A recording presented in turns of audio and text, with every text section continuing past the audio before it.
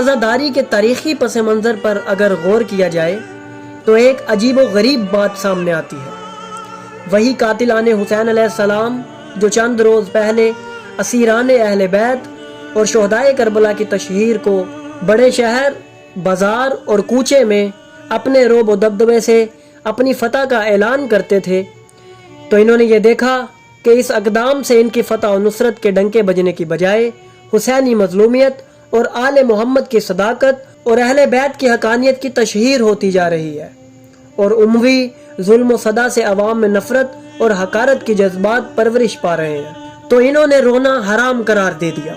दौरे बनी अब्बास में सियासी मंजरनामा बज़ाहिर बदल गया, मगर जुल्म का मिजाज कम न हुआ। ताहम तकैया के ज़ेरे साया शियाने अली ने छुप कर मजालिस व मातम का सिलसिला जारी रखा। ये खुफिया अंजुमने दिलों में वो आग रोशन करती रहीं जिसने